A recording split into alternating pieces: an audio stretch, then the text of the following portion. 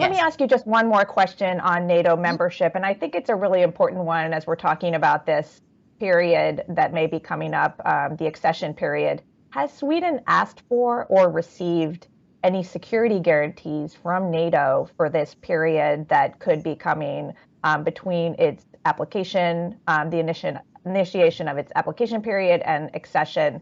The NATO Secretary General, Jens Stoltenberg, has said that he's confident there could be some sort of mutually acceptable arrangement. But do you expect there to be any deployments of NATO forces to Sweden during that period or joint military exercises? What can you tell us about that?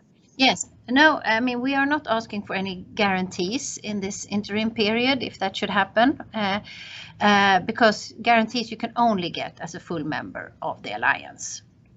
So what we are talking about is, first of all, how do we increase our own security? How do we, raise the threshold for military attacks and other attacks as well? Of course, could be cyber or hybrid, or there's a disinformation campaign right now going on in Moscow, for instance.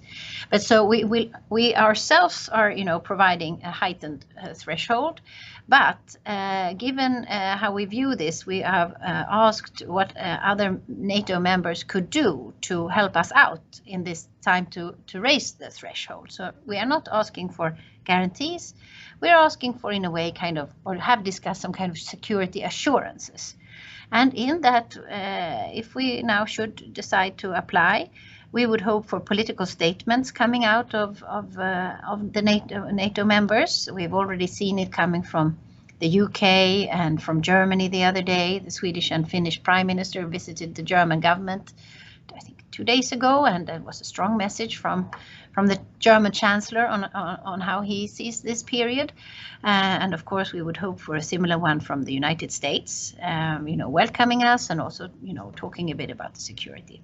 What one could envisage is, we already have a quite strong exercise program, and we have been in NATO exercises for a long time. We've been in partnership to NATO, and now we're enhanced partner to NATO, and that's kind of as close as you can be to NATO without being a member. So, our military forces have been exercising with NATO forces for many, many years. We are as interoperable as you can be without being a member. We have also a strong defense industry that is also totally interoperable, and all these things. So one could envisage that we beef up the exercise program that we already have.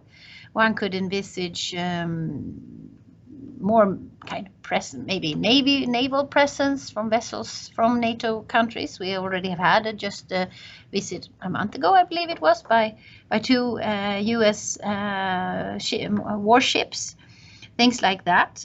So those are the elements you could envisage.